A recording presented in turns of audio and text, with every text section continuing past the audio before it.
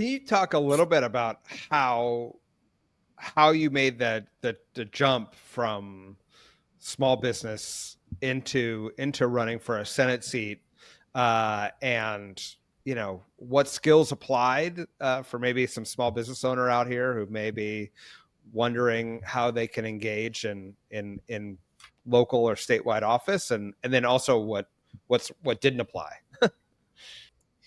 Right. Well, every day is a new day with new twists and turns. And so, there's a lot of unpredictability in policy work, but I would also say the same holds true for businesses. And I will say, one impetus was for me in particular was as a small business owner, the frustration in regulation. I really felt like small business was overregulated, that there was um, a lot of duplicative processes that small businesses needed to go through, and sort of hurdles with respect to just opening the doors, but then just on an ongoing basis. Silly things like licensure. Licensure is very important, but do we need, four licenses to be a bagel shop, or could we do with just one bakery license? Do we need a health inspection at the state level and the local level, or could we do with one, state level inspection or one local level inspection? And so these were the things that were frustrating to me. And when I decided to take the leap and run for the state Senate position, I found so many small businesses coming to me wanting representation in the Capitol in Hartford, saying, this is what I'm finding in my line of work. This is what I see in my sector.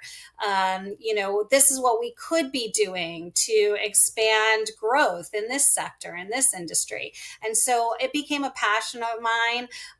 In fact, my first couple terms, I was vice chair of the Commerce Committee. I worked alongside many small businesses, not just in my district, but really statewide, worked with the governor to come up with some pro-business legislation that we ultimately passed, like getting rid of things like the business entity tax, which really was a small tax burden on small businesses, but just another tax burden, and something that we could absorb elsewhere. And so things like that became a driving force for me, hearing from small businesses all the time, like, hey, this is an easy fix. Why can't we get out of our own way on this? And so I was proud to be a voice for small businesses up there and continue to be.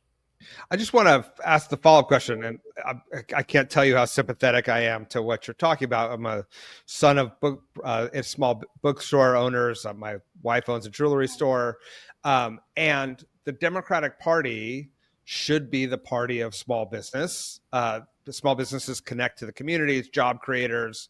They create economic opportunity for people across the spectrum, and yet we have a reputation, sometimes deserved, sometimes not deserved, as not being there to help small business thrive and survive.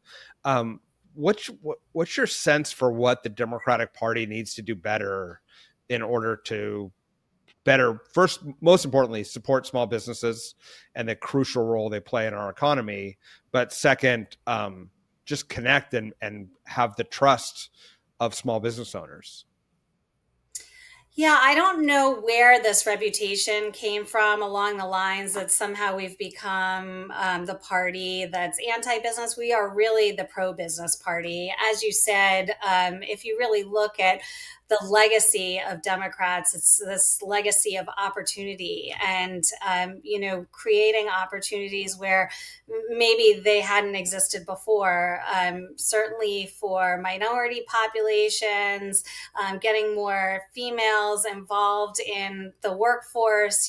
There's just so many entrepreneurial opportunities for folks out there to truly live the American dream. That's what this country is all about. And so it's unfortunate that we've seen sort of this labeling of Democrats as being anti-business when in fact it's quite the opposite. And we're seeing this sort of play out right now in the current state of things, and really needing to help our small businesses survive in these uncertain times. I would say that the Democratic Party really stepped up to the plate during the COVID-19 pandemic when our small businesses really needed us most. And I'm so proud of the work that we did across the country, but in particular in Connecticut, to ensure that small businesses could continue to grow and thrive during probably the biggest challenge that they would ever face.